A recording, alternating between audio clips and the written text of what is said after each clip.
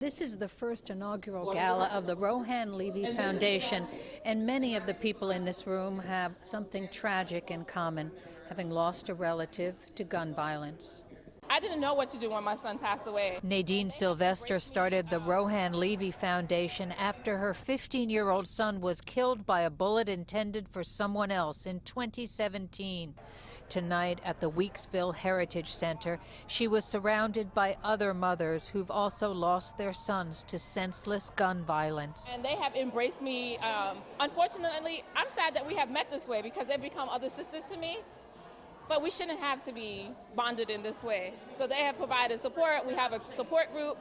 We also have a chat group we talk to. So sometimes, I can walk in and someone can know how I feel on any other day. How can we stop gun violence?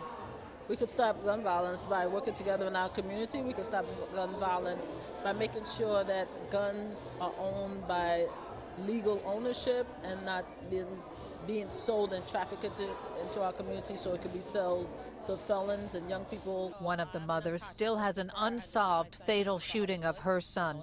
Natasha Christopher's son, Akil, died on a street in Bushwick in 2012, and no one has been arrested in 7 years. On June 27, 2012, my 14-year-old son, Akil, was shot whilst walking home from a high school graduation party.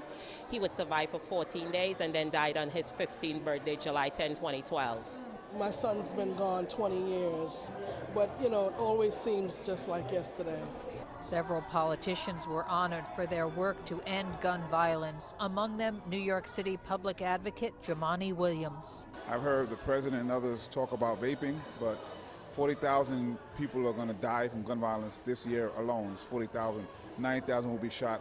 I've had no mention of that in the White House. We provide scholarships. We support young men to go on to their degrees in college, and we help them all throughout college. We provide support to families impacted by gun violence. And according to Rohan's mother, this is just the beginning of the community coming together to fight gun violence. From the Weeksville section of Brooklyn, McGee Hickey, Pix 11 News.